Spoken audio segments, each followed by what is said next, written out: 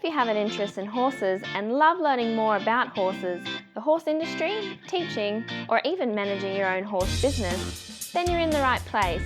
We would love you to join us on our mission, which is to improve the lives of horses around the world through the education of riders, handlers, and trainers. So get comfortable, listen in, and enjoy. This is another of our popular Listener's Choice interviews, which we're playing over the weekend. We've chosen the most popular interviews for you to select the Listener's Choice winner. If you're not sure how the Listener's Choice competition works, have a look at horsechats.com/choice for the rules and the leaderboard. Our guest today is Tarli DellaTorre. Tarli's been an all-round rider, but she's really becoming more of a dressage specialist now. She's a dressage specialist competitor, instructor and trainer. How are you today, Tarli? I'm really good, thanks, Glenys. How are you today? Good. Wonderful. Thank you, Tarli. Tarli, now we start off with a favourite quote. Have you got one for us? Yeah, probably the one that I use the most in my coaching is, if you always do what you always did, you'll always get what you always got, which is a Kira Kirkland quote. Yeah, and a good one too. And quite right. It is, yeah. Yeah. Now, I'm sure that you would have heard it from somewhere and it would have been appropriate at the time, or tell me when you first heard it. Definitely. I think I probably first heard it from my first dressage coach. Mm-hmm. And, yeah, she really challenged me in the way to sort of thinking outside the square. And, yeah, I had quite a tricky mare at the time. And, yeah, it was just very relevant at that point in time of our training. So Yeah. And do you use it for your students now? I do, yes. I use it very regularly, which is quite funny. I always smile when I say it as well, because it is one of those ones that I always kind of use. There's so many quotes around that I love to use, but that one's definitely probably the one that I use the most frequent. Yeah. And then, Tarli, when you first started with horses, what are your earliest memories? My first earliest memory of horses was I had a horse across the road who I called Lightning and would take cut up carrots and apples to it. And, yeah, I just felt I've always loved animals and I just fell in love with horses especially. Mm-hmm. And I think, too, because my parents tried to steer me away from the horse-crazed kid. That sort of was a bit of a driving force to me to find out more about it and that sort of thing. So that was definitely one of my first earliest memories of horses. Yeah, and good to have a horse just across the road that you could go over and feed as well. Very much, yeah. My uncle, mum's side of the family's from sort of outback Queensland in Winton, and I remember as kids going up to Uncle Frank's place, and he had horses and has a big cattle station out there, and he had a little pony called Bubble too, and I think that was probably the first horse that I ever got to ride. Yep. And, yeah, I was just in awe with, the smell of the horses and the smell of the leather and how amazing these majestic creatures sort of were to me as a little kid. So they just looked awesome. So Yeah. And was it, I know that your parents tried to keep you away from the horses, but was it a natural progression that you then decided to work with horses and coach? How did that journey work? Yeah, I've always loved kids and I always sort of wanted to be a teacher or something along those lines. And I went overseas and worked with horses over there and came home and was just working in an office job and doing that sort of thing. And I wanted to get into teaching. And then my coach at the time sort of said, well, have you ever thought about, combining your love for horses and your passion for horses with coaching? And I hadn't at that stage. And, she sort of gave me the idea about trying it. And that's sort of 10 years ago now. So I haven't looked back and put everything into it. And just, I tell everyone now that I don't have a job. It's a lifestyle, and it is an absolutely fantastic lifestyle. And I wouldn't change it for the world. It's really, really good. So, so that's sort of how I sort of fell into it. Yeah, like I said, 10 years ago. Yeah, that's good. And if someone else wanted to not fall into it, but they had a goal to become a coach or to work with horses, because you've worked overseas with horses, what were you doing there? Yeah, so I worked on a stud just probably about 40 minutes out of London, and that's actually where I sort of first got to see what dressage was about. I didn't really know what dressage was prior to that. And so I was just mucking out stables and saddling up horses and taking care of horses. And I actually got to ride a little bit over there at that point in time. Mm-hmm. And that was just amazing. I remember going to a show with a lady, Sarah Dwyer Coles, and seeing, so this would be going probably 15, 18 years ago now, and seeing Carl Hester warm up back in those days. And I distinctly remember he was on a chestnut horse with a big white blaze and 4 white socks. And just watching him in the warm-up was just amazing. And I saw him do this amazing sort of length and trot across the warm-up. And I remember thinking to myself, wow, like I really want to learn how to ride like that. That's just, amazing. And unfortunately, I had an accident over there where I broke my leg and had to come home. But that's sort of when I, really sort of wanted to find out more about dressage and follow that sort of passion that I saw over there, was lucky enough to see. So Yep. No, that's good. That's good. Now, if someone starts with horses, what do they need to get started? Sure. So I think my dad always talks about the 3 Ds, which is determination, dedication, and discipline. Yep. And I also think, you need those 3 sort of attributes as a person, and also like sacrifice. It is quite hard to initially sort of set up and get into the industry. So you do have to sacrifice, maybe socialising with friends and that initially to make a good go of it. And just have, a really good support crew around you that are going to encourage you and, follow your dreams a bit, which, I'm very, very fortunate that my parents are amazing and they have backed me 110%, which is, would be forever grateful for that. Yeah, but definitely as I said, my dad, the 3 Ds for sure. Yeah. I'm sort of thinking about your initial sacrifice and sacrificing your social life, but you end up, if you're working with horses and working in the industry, you tend to have a different sort of social life, isn't it? Yeah. You have a different sort of social life with other people that enjoy that sort of social life anyway. Yeah. And that's exactly right. So, you do sort of sacrifice a bit at the start, but in the long run, it does sort of change around. You sort of surround yourself with people of similar interest and, I've got such a beautiful clientele, which I'm very, very, very fortunate to have. And you do get to know them on a personal level and befriend and hang out with people that are similar-minded to yourself, which is just fantastic. Yep. It's definitely a good encouragement thing between clients and students. Yeah, it becomes a real team thing, doesn't it? It becomes, definitely. Yeah, all the people that are involved. Yeah. I love instilling that in my clients. I try to, when we go out and compete together, we generally sort of park together and, have that, how did you go? And, how, where can you do that better? And, it's so, I'm so proud as a coach to be able to be out there with just such amazing people that are really friendly, really genuinely want others to succeed, which is good. I like to sort of definitely instill that in my little community that I have, and then hopefully people will catch on to that. So what do you think? Oh, you've sort of said it anyway about about the best thing about working in the horse industry. What's the best thing? Do you think? Is it everything you've already said? Yeah.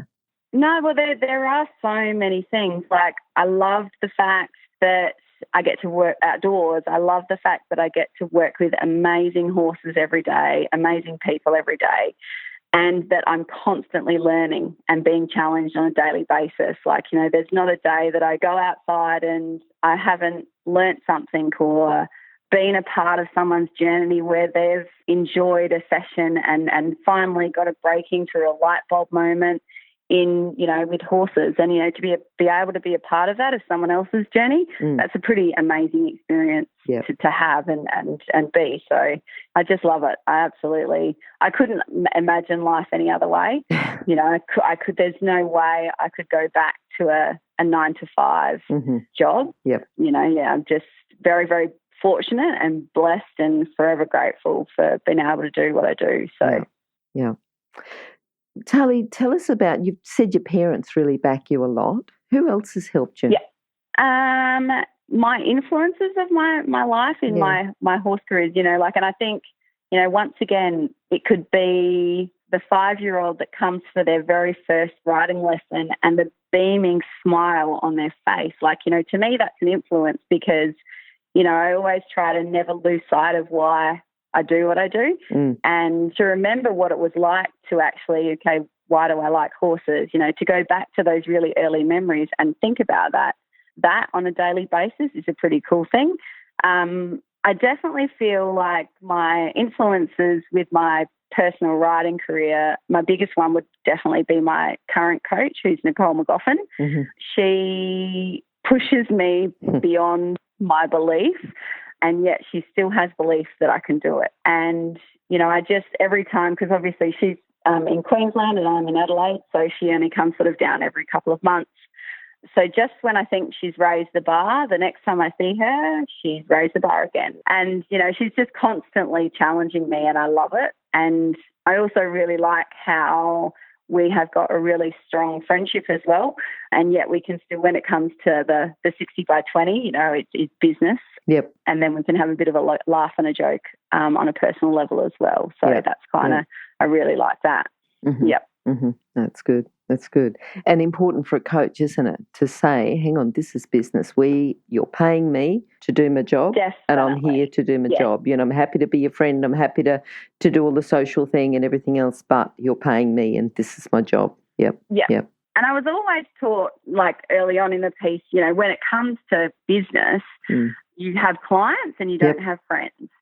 Yep. And for me, as the person that I am, I'm people tell me I'm quite a friendly person and I've sort of adapted my business so that I can have the friendship but also have the business as well. So, and I think it's a very fine line between a lot of people because, you will hear people say, you can't be friends with your clients and blah, blah, blah. But I think, for the person that I am, that's very, very hard for me. And some people, you need to be their friends as well.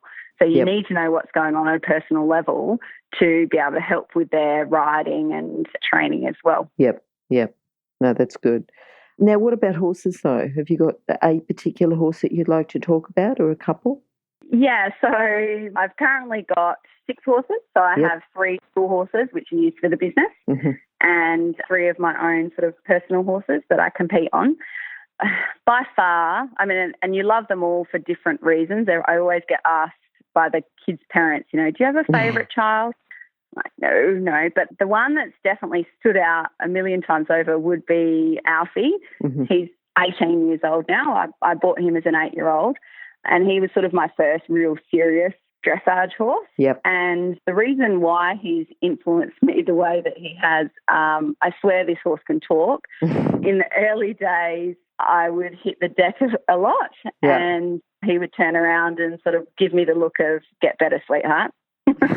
And I definitely, and it was, I had to toughen up and dust myself off and pick myself up and learn really quickly to get better at training, at riding, at understanding dressage. And, with the likes of Nicole, she's really implemented a really clear training system for me, which has helped me not only with my personal riding skills, but with my coaching as well. Good. So, and super confident, which definitely helps people and horses. So, Alf definitely would be, and he's a type of horse, he oozes presence. He's big, he's black, he's got personality to burn, and he's definitely been the one that's influenced me the most. Because I think a lot of people when, and whether it's in horse riding or personal things, when you do sort of hit rock bottom, you can kind of go one of 2 ways. So I just sort of, was able to prove to myself that I do want this life and I do want to ride and I do want to be the best trainer that I can be and ride, at the highest level that I can go to with my horses. And, he sort of has instilled that into me, which is good. It just reminded me too, which is lovely. Good. What about your proudest moment? Was that with Alfie or with your 5-year-old? Yeah, so I think, even like little things like, I've got a 3-year-old who's just been at the trainers or the breakers and riding him for the first time, that's been amazing. Banjo, my 8-year-old, he was sort of my first horse that I started from scratch myself. Mm-hmm. And, getting a first 9 in a dressage test with Banjo was just, like those sort of moments, that I produce that. And, with the training and everything, they are really proud moments with them. Yep. Occasionally I'll let clients sit on Banjo and Alfie as well, and being able to teach on them, that's a pretty amazing thing to be a part of. When you've trained the horse to, say, do a shoulder in, and then you get a rider that's never ridden a shoulder in, then ride that on your horse and they get the feel of it and the understanding of it. That too, like I get a bit of a proud mummy moment when I see the client have, a big smile on their face, and then my horse, have the understanding and the training there. That as well is a really proud thing for me to be able to achieve that. Yep, for sure. For sure. Now, Tarli, I'm sure that it hasn't all been wonderful. I'm sure there's been challenges along your way. Tell us about your biggest challenge that you've had along the way. I think probably the risk of failing, and not being able to do this, because, it is a very hard, it is a lifestyle. Yes, it is a fantastic lifestyle, but, it is hard work. And it's 24/7. And so I think the fact of failing in that aspect, I was told when I started that 1 in 3 small businesses fail. Mm-hmm. And, when I was told that, I never wanted to be that one. I think too, because, I desperately, I don't want to go back to a 9-to-5 job. So I think that would be sort of like a concern. But, at the moment it is fantastic and business is amazing. I have a waiting list and that sort of thing. So, it is the build-up that I've created over the last 10 years has got me to where I am today, and I'd like to, keep it going the way that it is, which is great. So mm-hmm. I think everyone's sort of risk, isn't it, would be, because it is a pretty big, when you run a business yourself, is that sort of risk of failing people and failing your support crew as well. I think so.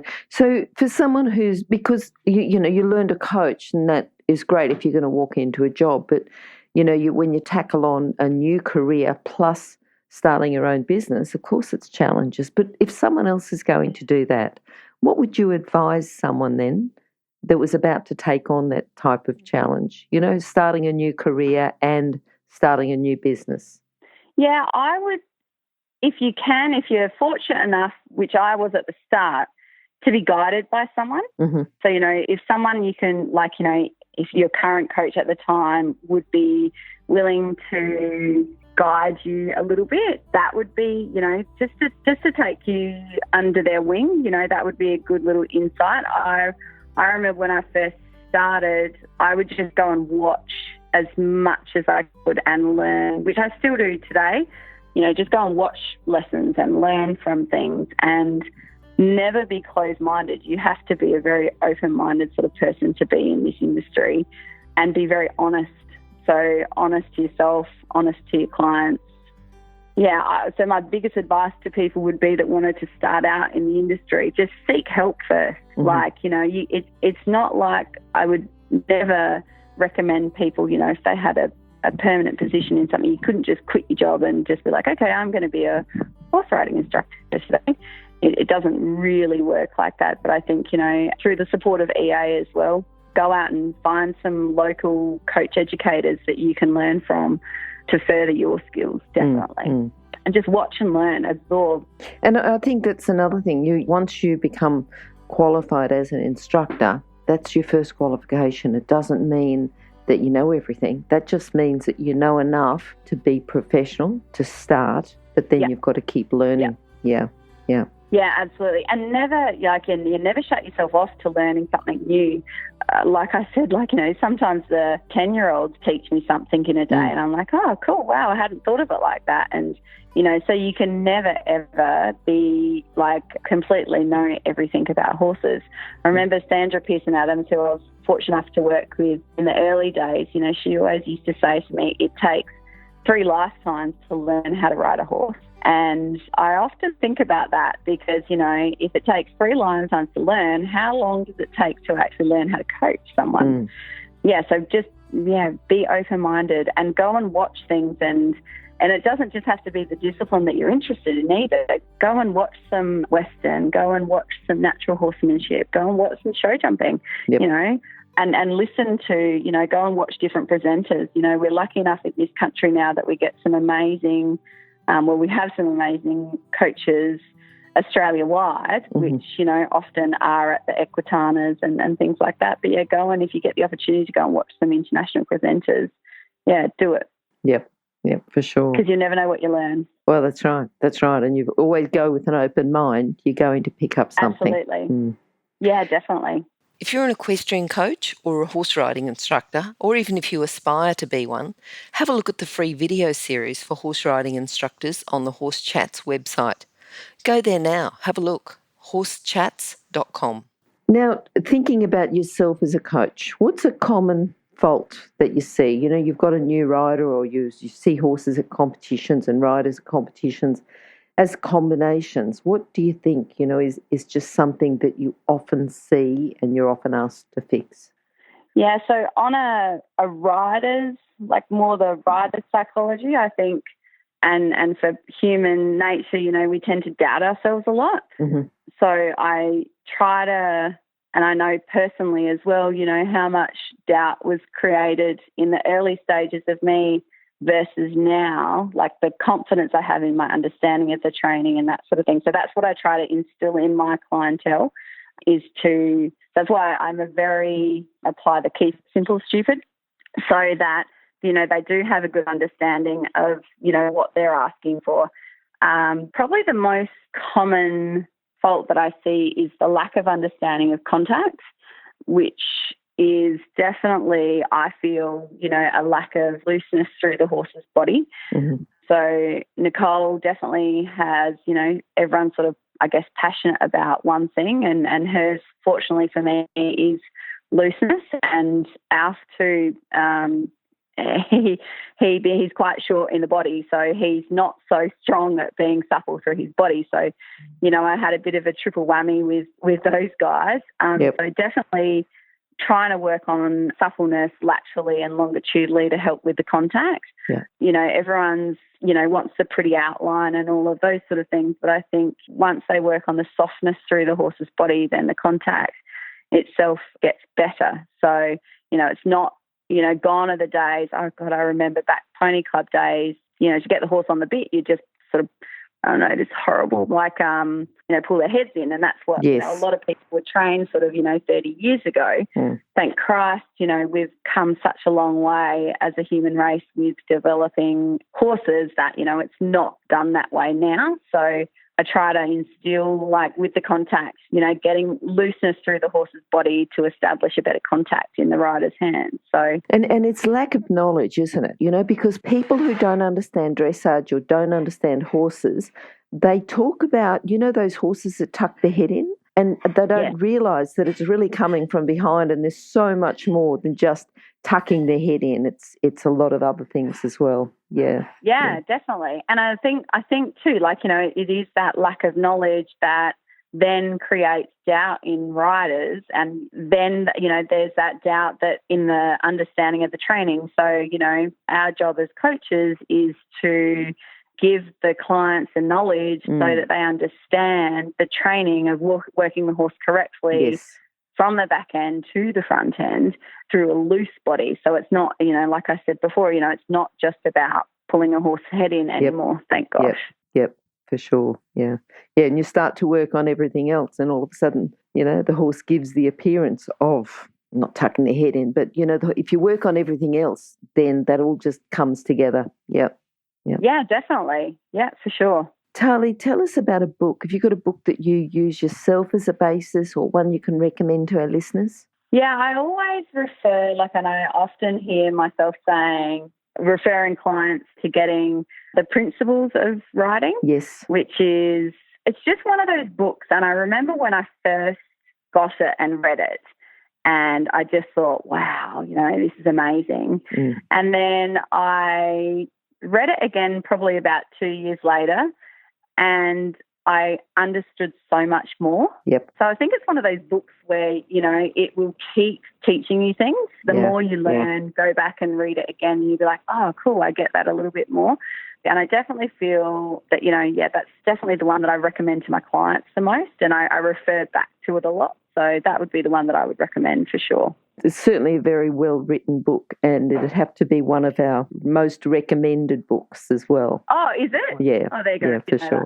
For sure. Yeah. No, that definitely by far, it's probably one of the first sort of dressage books that I've read. Mm-hmm. Obviously, I know it's got a few different elements throughout it, but yeah, just the dressage side of it, it's a cool one. You sort of read it again, you're like, oh, fantastic. I understand that a little at a deeper level, I guess. Yes. So, which is good. And remember, you can find all the books recommended by our guests at horsechats.com/books. You can have a look at the guest page for the individual book they recommended, or just look at the recommended books by order of popularity at horsechats.com/books. Tarli, what are you looking forward to now? You've got your 3-year-old that's just broken in. You've got, banjo coming along. What else are you looking forward to, or is that the main things? Yeah, I definitely also want to be out competing on banjo at a medium level this year, with the aim to getting over to the Victorian Dressage Festival at the end of this year. Mm-hmm. So that's sort of been a bit of a goal for me for the last couple of years with him. And I just want to, the ultimate goal of, having my first horse that I started myself and taking him through to FEI, that would be a bit of a long-term goal for me. Mm-hmm. With Aston, it will be, exactly the same. He's clearly different personality to Banjo, so he's going to be a bit more like Alfie, I think.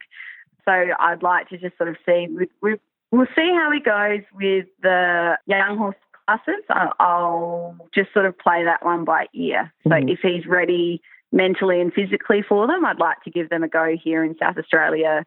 So our state final is generally in January. If he's not ready either physically or mentally, I won't do it. But if he is, we'll give a go at that. Banjo as well is lucky enough to be going over to be Horse of the Year over in Sydney, like the Nationals. Yep, good. We just did a show a couple of weekends ago, got qualified for that for next year. Mm-hmm. So we'll try to get over to that as well, which will be good.